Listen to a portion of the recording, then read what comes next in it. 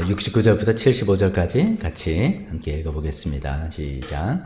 베드로가 안뜰 바깥쪽에 앉아 있었는데 한 하녀가 그에게 다가와서 말하였다. 당신도 저 갈릴리 사람 예수와 함께 다닌 사람이네요. 베드로는 여러 사람 앞에서 부인하였다. 나는 내가 무슨 말을 하는지 모르겠다. 그리고서 베드로가 대문 있는 데로 나갔을 때 다른 하녀가 그를 보고 거기에 있는 사람들에게 말하였다. 이 사람은 나사렛 예수와 함께 다니던 사람입니다. 그러자 베드로는 맹세하고 다시 부인하였다. 나는 그 사람을 알지 못하오. 조금 뒤에 거기에 서 있는 사람들이 베드로에게 다가와서 베드로에게 말하였다.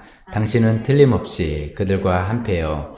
당신의 말씨를 보니 당신이 누군지 분명히 드러나오. 그때 베드로는 저주하며 맹세하여 말하였다. 나는 그 사람을 알지 못하오. 그러자 곧 닭이 울었다. 베드로는 닭이 울기 전에 내가 나를 3번 부인할 것이다 하신 예수님의 말씀이 생각나서 바깥으로 나가서 몹시 울었다. 아멘. 너무나 안타까운 그런 장면입니다. 베드로가 예수님을 3번 부인하는 그런 장면이죠. 우리 지난 시간에 예수님께서 이제 체포당하시고 십자가 처형을 위한 어떤 재판을 받으시는데 그런 것들 전부 다 불법 재판이었다라는 것들을 쭉 살펴보았습니다. 예수님은 자세하게 보면 이제 6번의 재판을 받으셨는데 3번은 이제 유대인들에 의해서 안나스 전직 대사장, 대제사장, 그리고 가야바 현직 대제사장, 그리고 그가 소집한 산헤드린 공회에서 불법으로 전부 다 재판을 사형언도를 받으셨죠. 이거는 이제 종교 재판이라고, 종교 법정이라고 말 수 있겠습니다.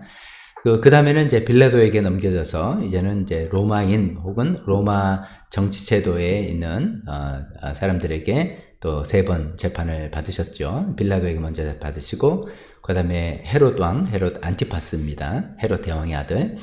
헤롯 안티파스는 유대인이긴 하지만 그 로마 치하의 분봉왕이기 때문에 이제 로마 체제다 이렇게 포함을 시킬 수 있겠습니다. 그리고 다시 이제 빌라도로 돌아와서 재판을 받았죠. 이건 이제 세속 법정이죠. 세상 법정에서 어떤 사회법에 의해서 사형 집행을 받은 것이죠. 이렇게 예수님께서 이제 특히 여기서는 이제 유대인들에게 이제 대제사장들, 유대인들에게 불법 재판을 받는 그 와중에 베드로는 예수님을 부인했다라는 그 내용이죠. 그것도 이제 3번 이상하게 있고 3이라는 숫자가 참 이렇게 반복이 됩니다. 3번 부인을 하게 되는 장면입니다. 우리가 그 장면들을 이제 우리가 잘 알죠. 베드로가 예수님 3번 부인했다. 너무 잘 아는데 그거 좀 조금 자세하게 상황을 좀 살펴보고 여기에 대한 교훈들을 우리가 좀 생각해 보도록 하겠습니다. 특히 이제 마태복음은 부인은 다 모른다 뭐 이런 거죠. 부인했는데 첫 번째 부인했다. 그리고 두 번째는 부인한데 맹세까지 하면서 부인했고 3번째는 저주하면서 맹세하면서 부인했다. 뭐 이렇게 점점점 그 강도가 강해지는 그 상황을 잘 묘사하고 있습니다. 그래서 그런 것을 가지고 살펴보겠습니다. 첫 번째 이제 베드로가 이제 부인한 내용이죠. 예수님 이제 부인하기 전에 우리가 이제 성경을 우리가 이렇게 차근차근히 살펴보다 보니까 좀 이게 이런저런 저도 준비하면서 궁금함이 생깁니다. 첫 번째 생기는 것은 베드로가 어떻게 대제사장 집, 이제 안나스 집에서 먼저, 그 다음에 가야바 집, 아마 같은 이제 붙어 있던지 바로 옆이었던 것 같습니다. 근데 어떻게 대제사장 집에 그 안뜰까지 그냥 쑥 들어갈 수 있었을까? 이런 질문을 해보게 되는 겁니다. 우리는 그냥 무조건 들어가서 했다라고 하지만 아무리 그 옛날이라 그래도 그 무리식으로 하면 대감님 집에 누구나 들어가는 건 아니잖아요. 분명히 문지기가 있고 나중에 보니까 또 문지기 하녀가 있다라고 이야기도 되는 거 보니까 근데 어떻게 들어갈 수 있었지? 그렇게 생각을 해봅니다. 근데 이제 이 마태복음에는 그런 정황이 잘 안 나타냈는데 요한복음에는 이렇게 설명이 되어 있습니다. 요한복음 18장 15절부터 제가 읽어보면 이렇게 되어 있어요. 시몬 베드로와 또 다른 제자 한 사람이 예수를 따라갔다. 예수님 체포당해서 제사장 집을 갔을 때 따라갔다는 겁니다. 그 제자는 또 다른 제자라고 되어 있는 그 제자는 대제사장과 잘 아는 사이라서 예수를 따라 대제사장 집 안뜰까지 들어갔다. 먼저 들어갔다는 거예요. 그러나 베드로는 대문 밖에 서 있었다. 못 들어가는 거죠. 당신 누구요? 하고 못 들어가는 거죠. 그런데 대제사장과 잘 아는 사이인 그 다른 제자가 나와서 문지기 하녀에게 말을 하고 베드로를 데리고 들어갔다. 이렇게 설명을 하고 있습니다. 상황이 좀 설명이 되시죠? 그 다른 제자로 한 사람은 잘 아는 사람이라서 그냥 쑥 프리패스로 들어간 거고, 그 다음에 거기서 베드로는 이제 걸리니까 다시 나와서 이야기를 잘해서 베드로를 데리고 들어간 상황이었다라고 요한복음은 설명하고 있습니다. 그러면 우리가 질문이 그 다른 제자라는 사람이 누구냐? 이런 생각이 들게 마련입니다. 여기서 이제 대제사장과 잘 아는 사이다라고 하니까 우리가 이제 여러 가능성 중에 이런 생각을 해볼 수 있습니다. 니고데모 혹은 아리마대 요셉 이런 사람들도 예수를 따르는 은밀한 제자라고 돼 있으니까 뭐 대제사장과 뭐 같이 이렇게 안면이 있는 뭐 그런 사람인가 이런 생각을 해볼 수도 있지만 상황상 그게 좀 맞지 않습니다. 왜냐하면 베드로하고 또 다른 제자가 예수를 상황상 그 겟세마네 동산에서 잡혀서 갔을 때 같이 간 것처럼 묘사하고 있으니까 그런 사람은 아닐 거다 생각하고 아무래도 12제자 중에 한 사람일 것이다. 그게 이제 정황상 맞는데 그러다 보면은 아무래도 이것은 요한일 것이다. 이 요한복음을 기록한 요한을 스스로가 말하는 것이다. 그리고 보니까 다른 데 보니까 요한이 자기가 쓴 요한복음에 자기 자신을 요한 이렇게 쓴 적이 없고 항상 익명으로 이렇게 표현하잖아요. 예를 들면 이제 예수님이 자기를 사랑하는 제자다. 그래서 예수님이 사랑하시던 제자 이렇게 표현하는 것들을 보니까 이 다른 제자도 요한일 것이다 라고 생각을 해보게 됩니다. 그럼 이제 또 꼬리를 물고 또 질문이 나옵니다. 아니 요한이 그러면 어떻게 대제사장과 이렇게 아는 사이냐? 요한은 나이도 어리고 요한은 갈릴리 출사람이고 여긴 예루살렘인데 그리고 신분의 차이도 이렇게 있는데 뭐 어떻게 이렇게 되는 거냐? 여기서 이제 그 뭐 정확한 성경의 대답은 없습니다. 근데 여러 가지 이제 정황을 살펴서 이제 이런저런 생각을 해석을 해봅니다. 마가복음에 이제 복음서 처음에 보면 예수님께서 제자들을 부르시는 장면, 특히 이제 어부였던 제자들을 부르시는 장면들은 좀 자세히 묘사가 되어 있습니다. 근데 그때 이제 제일 먼저 베드로가 안드레를 부르실 때 그들이 이제 이렇게 어구를 손질하다가 예수님이 날 따라오너라 하니까 그물을 버려두고 예수를 쫓았다. 이렇게 설명이 되어 있습니다. 근데 그 다음에 이제 야고보하고 요한 형제죠. 이들을 부를 때는 조금 눈여겨보면 좀 다른 장면이 되어 있어요. 마가복음 1장 19절부터 표현되어 있으면 묘사가 이렇게 되어 있어요. 예수님께서 조금 더 가시다가 세베대의 아들, 그 아버지 이름까지도 거론합니다. 세베대의 아들 야고보와 그의 동생 요한이 배에서 그물을 깃고 있는 걸 보시고 곧바로 그들을 부르셨다. 그래서 보면 아버지 이름이 베드로 때는 없었는데 있네. 다른 제자 아버지 이름 거론하는 게 없었거든요. 근데 있네. 그게 좀 차이 있는데 그 다음에 이제 뭐라 하냐면 그들은 아버지 세베대를 버려두고 남겨둔데 아버지 세베대와 함께 일꾼들과 함께 배에 남겨두고 아버지 세베대를 일꾼과 함께 배에 남겨두고 곧 예수를 따라갔다. 그럼 상황이 어떻게 했습니까? 자기네 배예요. 자기네 배. 자기네 집안 배에 많은 일꾼들도 있고 아버지가 그들을 거느리면서 어업 활동을 하는 그런 사람이다라는 설명이죠. 그것을 다 뒤로 하고 예수님을 따랐다. 그런 거 보니까 이제 베드로 안드레하고는 조금 격이 다른 그런 것 같아 보입니다. 그래서 이런 걸 가지고 짐작을 이제 성경에 있는 여러 자료를 가지고 우리가 추론을 하는 겁니다. 아마도 요한 집안은 그냥 일반 평범한 어부가 아니라 하여튼 어업 비즈니스를 하는 사람인지도 모른다. 일꾼들 하니까 일꾼들이 제법 있고 배도 자기 배고 어쩌면 한 척이 아닐 수도 있고 그리고 아버지 세베대 이름이 거론될 정도면 꽤 이름이 알려진 사람이고 뭐 이렇게 우리가 허황된 게 아니라 성경을 통해 추측을 할 수 있는 것이죠. 그래서 이제 아마도 이제 여기서부터 이제 추론입니다. 아마도 이 세베대 집안이 예루살렘에 있는 대제사장 집안과 어업의 어떤 비즈니스 관계가 있지 않냐. 그래서 물고기를 납품하는 그 납품업체가 아닐까. 이건 뭐 제가 목숨 걸고 말하는 건 아닙니다만 이제 많은 해석들이 어떻게 해서 요한이 대제사장과 아는 사이냐를 설명하는 건 이 이제 힌트 밖에 없지 않는가 생각하는 거예요. 그래서 이제 비즈니스 관계로 요한이 예수님 따라오기 전에 제자가 되기 전에 이미 그 집안은 대제사장 집에 그 물고기를 납품하는 그런 집안이어서 이제 얼굴을 익혔고 여기서 성경에 대제사장과 잘 아는 사람이니까 대제사장 실제로 가야바하고 요한이 서로 뭐 이런 관계가 아니라 그 집안 사람들과 잘 알아서 그 집안을 출입할 수 있는 그런 사이였다는 것을 설명하는 것 같다고 생각합니다. 그래서 이제 이 정도로 이해해 본다면 그럴 수 있겠다 생각을 해보고, 그렇다면 그런 거구나. 베드로도 이제 요한과 같이 들어가려는데 베드로는 당연히 이제 그 문지기가 스탑 시켰겠죠. 당신 누군데 여기 함부로 들어와 하고 쫓아냈겠죠. 근데 요한은 얼굴 아니까 내가 좀 들어가려고 그런다 그러니까 오케이 그렇게 들어갔는데, 요한이 잘 말을 해서 베드로까지 데리고 들어간 것이다, 이렇게 이해를 해볼 수 있겠습니다. 자, 이런 상황이라고 이제 생각한다면 그 상황에서 첫 번째 예수님을 부인하는 장면이 나옵니다. 여기서 우리가 이제 예수님 그냥 베드로가 예수님 부인했다. 어쩜 그럴 수 있냐 이렇게 생각을 하는데, 그 심리 상황과 그 당시의 상황도 좀 생각해 보려고 합니다. 여기서 이제 그 69절부터 나오는 부분이에요. 한 하녀가 그에게 다가와서 당신이가 아니라 당신도 저 갈릴리 사람 예수와 함께 다닌 사람이네요. 이게 이제 이거를 번역을 하면서 이 뉘앙스를 좀 살리려고 한 것 같습니다. 즉, 당신 저 갈릴리 예수와 함께 다닌 사람이요! 라고 이렇게 다그치는 게 아니라, 당신도 저 갈릴리 예수와 함께 다닌 사람이네요. 라고 하는 어떤 평범한 확인 절차 같은 이렇게 뉘앙스가 생깁니다.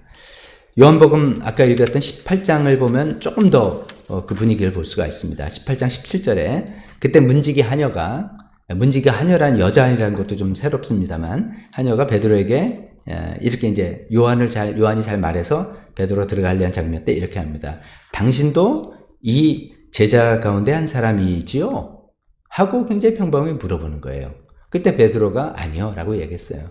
근데 이제 베드로가 그때 울제가 아니요라고 해서 첫 번째 부인한 건데, 어쩌면 첫 번째 때 요 하녀의 질문은 지금 요한과 아까 제가 설명한 대제사장 집안 간의 커넥션 이런 것들을 사실이라고 우리가 생각하고 한다면은, 아무런 어떤 경계심이라든지 범인을 색출한다든지 이런 질문이 아니었을 가능성이 많습니다. 왜냐하면 이 하녀는 이미 저 안에 들어간 요한이 예수의 제자라는 걸 알고 있는 거예요. 그리고 거기에 대해서 저놈도 이런 게 없어요. 근데 이제 요한이 다시 나와서 저 사람 내가 잘 아는 사람인데 들여보내줘 라고 할 때, 그 문지기 입장에서는 요한이 예수를 따라 예수의 제자라는 걸 어느 정도 알고 있었고, 거기에 대해서 큰 문제 삼는 게 아니고, 그래서 말하니까 당신도 예수 제자 요한처럼 그런 사람이요? 라고 하는 그런 평범한 이야기 같은 그런 뉘앙스가 된다는 것입니다. 그리고 이제 우리가 얼핏 잘못 생각하는 것처럼 그때 예수님의 제자들도 완전히 일망타진하고 그럴 것 같은데, 그런 분위기 아니었다는 겁니다. 지도자들 입장에서는 예수님만 잡아서 없애면 되는 거예요. 예수님만 없애면 여기는 다 무너지고 제자들 일망타진할 그런 생각이, 아직 이게 그런 큰 그룹으로 형성된 게 아니기 때문에 그런 생각이 없으면 제자들에게 관심 별로 없어요. 예수만 잡아서 처형하면 되는 거예요. 그런 건데, 제가 이제 드리는 말씀의 요지는 베드로가 너무 지나치게, 어쩌면은 이제 모르겠어요. 베드로 입장에서는 이제 요한이 잘 말해서 그냥 프리 패스로 그냥 쑥 들어갈 걸 생각했는지 예측 못한 상황이 딱 된 거예요. 자기한테 예수의 제자라고 물어보는 거. 그냥 요한이 이렇게 들어가죠 이렇게 했는지 모르겠는데, 예수의 제자라는 것에 괜히 자기가 지레짐작에 겁이 나고 두려움돼서 당황한 마음에 둘러대면서 예수님을 부인한 그런 상황 같아 보입니다. 사실 우리도 좀 그렇잖아요. 어떤 예측을 못한 상황에서 어떤 일이 벌어질 때 당황하게 되고, 그럴 때 사실 이제 첫 번째 대답은 나는 예수를 모르오, 이게 아니에요. 나는 당신이 무슨 말을 하는지 모르겠어. 이게 이제 둘러댄 거죠.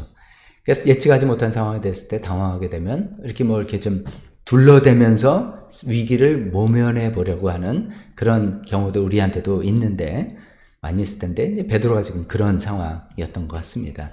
이제 여기가 이게 안타깝게도 이게 출발이 되었습니다. 두 번째에는 이제 26장 17절부터, 그러고서 이제 그 자리를 피하려고 대문인대로 갔을 때, 다른 하녀가, 문지기 하녀가 아니라 다른 하녀가 그를 보고 거기는 많은 사람들 앞에서 이제 이런 얘기를 한 겁니다. 이 사람은 나사렛 예수와 함께 다니던 사람이다. 그럴 때 베드로는 이제 첫 번째 거기서 너무 지레짐작을 겁을 먹고 당황하고 이러는 바람에 거기서 오버하기 시작합니다. 베드로가 맹세하고 다시 부인하였다. 그냥 나 모른다라는 거하고 맹세하고 부인하는 거하고 다른 것이죠. 우리 성경은 그냥 인용문으로 나는 그를 알지 못하오 이렇게 썼지만 이거는 맹세가 아니죠. 우리 맹세하면서 부인할 때 뭐라고 합니까? 우리 지금 말하면 이렇겠지. 나는 맹세컨대 이 사람을 모른다. 더 나가면 나는 이 사람을 모른다는 것을 하늘을 걸고 맹세하겠다. 뭐 내 손에 장을 지진다. 뭐 영전 이렇게 해서 맹세의 어떤 조건들을 걸면서 절대로 나는 이 사람을 모른다. 라고 이야기할 때 우리가 맹세하면서 부인한다 그러지 않습니까? 참 이게 너무 안타까운 그 늪으로 한 단계 빠져들어가는 것 같아요. 처음엔 두려움에 살펴서 일단 두려움에 사로잡히자 이제 오버하기 시작했는데 처음에는 문지기 하녀 한 사람에게 부인하더니 이제는 거기 있는 사람 여러 사람들 앞에서 부인하게 되고 처음에는 위기 모면용으로 그냥 둘러대는 것 정도. 만약에 여기서 잘못했다면 그때 제가 좀 잘못 둘러댔어요. 뭐 이렇게 해서 좀 그래도 좀 작은 죄 뭐 그럴 때인데 이제는 적극적으로 부인하고 맹세까지 하는 그런 단계까지 넘어가게 되었습니다. 세 번째는 더한 거죠. 세 번째는 73절부터 나오죠. 조금 뒤에 거기 서 있는 사람들이 베드로에게 나와서 당신 틀림없이가 한패다. 증거를 대는 거예요. 이제 당신 말씨를 보니까 당신 분명하다. 그 갈릴리 사람이다.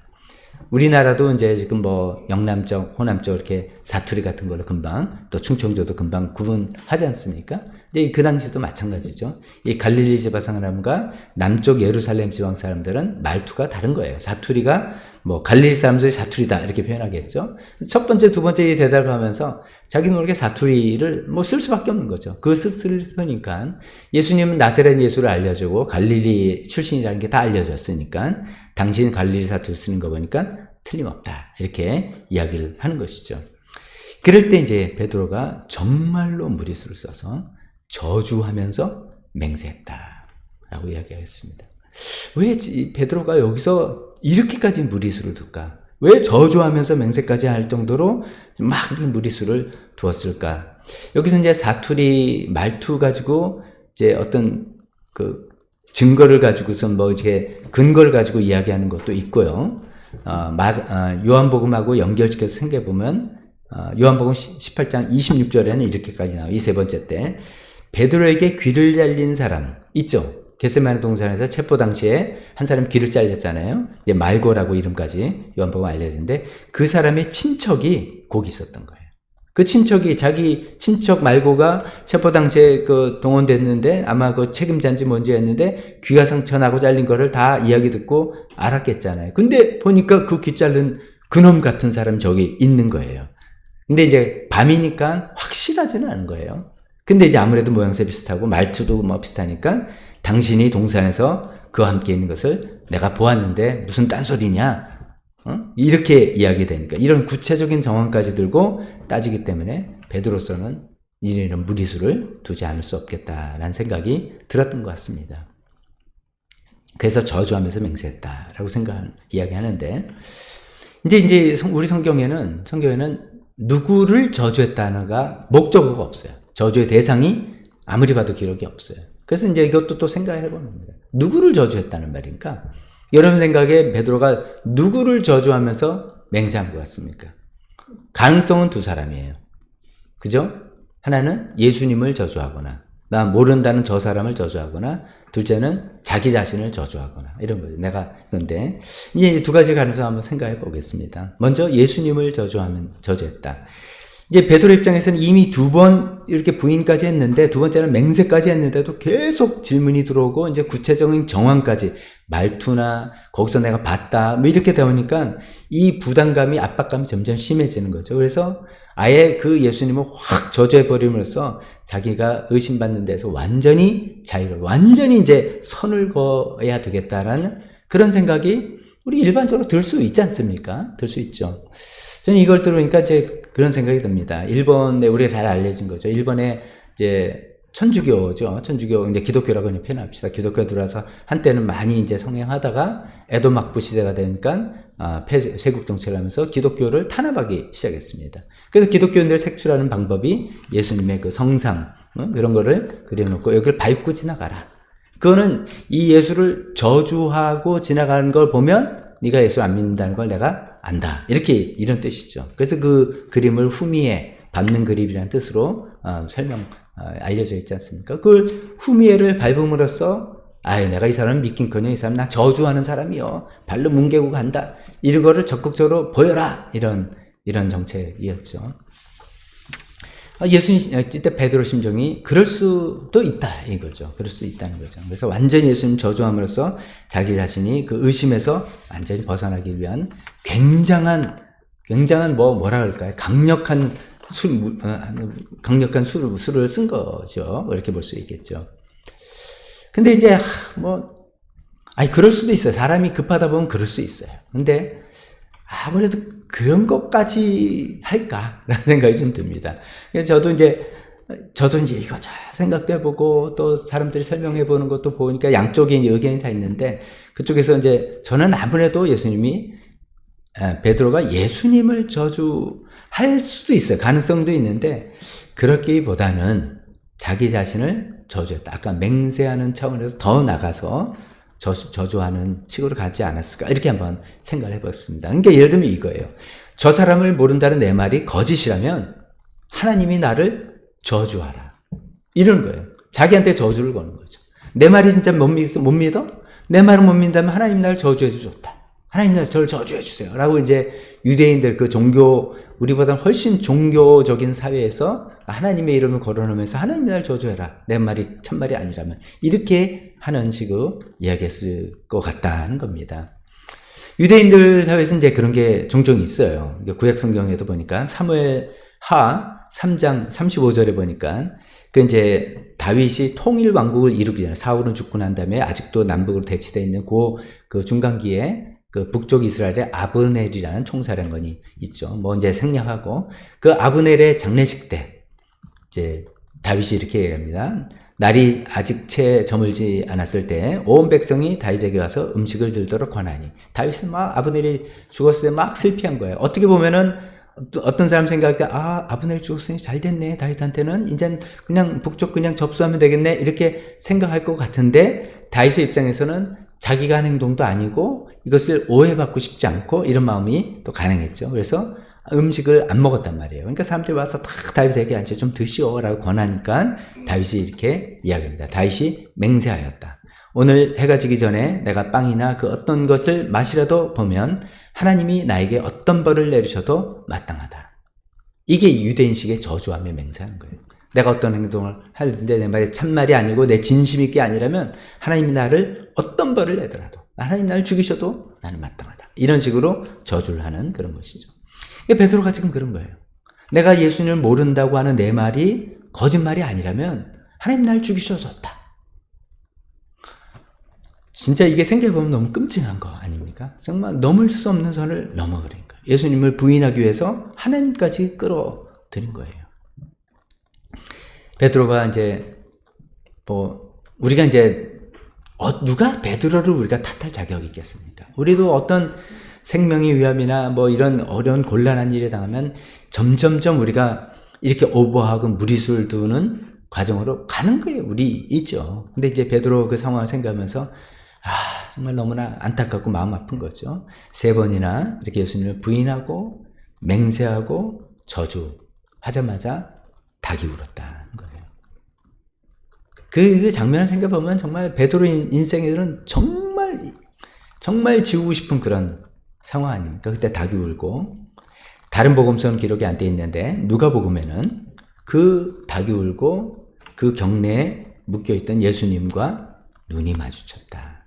누가복음 22장 60절부터 보면 베드로가 아직 말을 채 끝내기도 전에 저주하면서 맹세하는 그 말이 채 끝내기 전에 곧 닭이 울었다. 그리고 주님께서 돌아서서 베드로를 똑바로 보셨다. 시선이 마주친 거죠. 그때 베드로는 그때서야 주님께서 자기에게 오늘 닭이 울기 전에 내가 3번 나를 모른다고 할 것이다 하신 그 말씀이 생각났다. 그 전에 전 부인하고 일 때는 정신이 없어서 아무것도 생각이 나지 않았던 것이죠. 그리고 밖에서 나서 비통하게 울었다. 이렇게 이야기하고 있습니다. 우리가 이제 베드로가 예수님을 3번 부인한 그 장면을 조금 더 자세하게 우리가 살펴보았습니다. 이제는 이걸 통해서 우리가 어떤 교훈을 얻을 수 있는지 2가지를 생각해 보겠습니다. 첫 번째는 뭐 우리가 다 그냥 알 수 있고 쉽게 생각하고 많이들 또 묵상하는 그런 것이죠. 베드로는 왜 실패했나? 베드로는 왜 실패했나? 뭐 이유는 너무 자명하죠. 자만했기 때문이죠. 자기 자신을 너무 믿었기 때문이죠. 자기의 의리, 자기의 어떤 의지, 예수님에 대한 사랑, 자기의 어떤 자기 한번 마음 먹으면 할 수 있다는 걸 지키는 그 능력, 뭐 이런 것들, 이런 거를 너무 믿었던 거예요. 왜냐면 이제 우리가 잘 아시다시피 예수님께서 이미 경고하셨잖아요. 네가 나를 3번 부인할 것이다 라고 경고도 하셨을 때 그 경고의 말씀을 귀담아 듣지 않았습니다. 귀담아 듣기는커녕 오히려 큰 소리 뻥뻥 쳤죠. 마가복음 14장에 보면 좀 재밌게 그거를 설명합니다. 딴 때는 그냥 베드로가 내가 뭐 주님을 절대로 버리지 않겠습니다 이렇게 이제 말했다고 표현했는데, 마가복음 14장 31절은 베드로는 힘주어서 말하였다. 내가 선생님과 함께 죽는 한이 있더라도 절대로 선생님을 모른다고 하지 않겠습니다. 힘주어서 말했다. 나를 뭐로 봅니까? 내가 그 정도밖에 안 되는 사람이라 생각합니까? 저는 한 번 마음 먹으면 하는 사람입니다.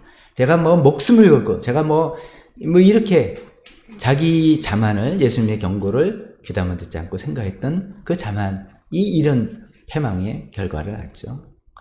자만하다 보니까 기도로 준비하지 않았다는 것이죠. 그 다음에 또 기회가 있었어요. 겟세마네 동산에 갔을 때 예수님께서 내가 괴로워 죽을 지경이다. 너희 나를 위해서 기도해달라 라고 하면서 너희도 같이 기도하라는 거죠. 26장 41절에 시험에 빠지지 않도록 깨어서 기도하여라. 마음은 원하지만 육신이 약하구나. 베드로야, 내가 네 마음 안다.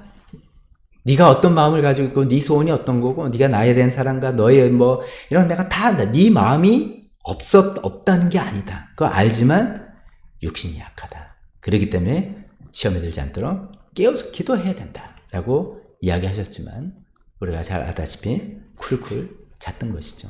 자만하니까 기도의 필요성을 느끼지 않는 거예요. 그런 필요 없는 생각을 하시나? 나 잘할 수 있는데 이런 생각을 했다는 것이죠. 자신이 약하다는 것을 인정하고 그래서 기도로 하나님의 도움을 받으면서 준비해야만 했는데 자기 자신을 너무 믿고 자만하다 보니까 기도도 하지 않고 그래서 실패했던 것이죠. 우린 예수님을 부인하느냐 아니냐 꼭 그런 상황을 떠나서도 우리가 이건 우리 자신을 비춰볼 수 있겠죠. 우리도 이제 인생의 경험이 쌓이다 보면, 어떤 어려운 일이 있을 때도 내가 이렇게 헤쳐나갔었어. 나 그럴 능력이 있어. 이런 거죠. 나 그 정도 머리 있어. 또, 사람들한테 내가 좀 도움 구하고 하면 이 정도는 해낼 수 있어. 라는 어떤 자기의 능력과 자기의 지혜와 자기의 인적 네트워크와 자기 어떤 자산과 등등 이런 것들을 우리가 쭉 특히나 나이가 좀 들다 보면 이게 또 경험으로 확인이 되잖아요. 어려운 일도 있었는데 그것도 다 그래도 내가 어떻게 넘어갔어. 극복했어. 라고 하다 보면 그런 인생 경험들이 자기를 자만하게 만드는 것이죠. 그래서 예수님 경고 귀담아 듣지 않고 마음은 원하지만 육신이 약하다. 이런 거 귀담아 듣지 않고 깨어서 기도하지 않고 그러다 보면 언제 하나 바늘 같은 게 하나 우리 마음에 들어올 때 베드로가 처음 부인할 때 생각해 보세요. 그냥 위기 모면형 임기응변으로 둘러대는 거죠.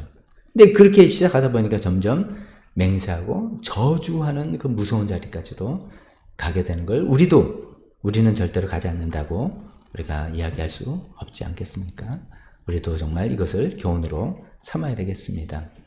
두 번째 우리가 마지막으로 생각해 볼 것은 좋다. 실패했다 이거예요. 우리도 다 연약하니까 실패하는데 실패했을 때 어떻게 해야 되냐 이거죠. 이렇게 실패했을 때 어떻게 해야 되느냐. 우리가 잘 아시다시피 이제 베드로하고 대조되는 인물은 가룟 유다잖아요. 그 죽음으로 책임진 거죠. 유다는 우리가 흔히 생각하죠. 유다는 베드로는 회개였고 유다는 후회였다. 즉 회개는 하나님에 대한 것이고 후회는 자기 자신인 것이죠. 또 다르게 생각하면 회개는 어쩌면 용서를 구하는 자세고 후회는 자기가 책임지겠다는 자세죠. 이게 멋있는 것 같지만 사람들 앞에서는 괜찮지만 하나님 앞에서는 그게 말이 안 되는 그런 것이죠.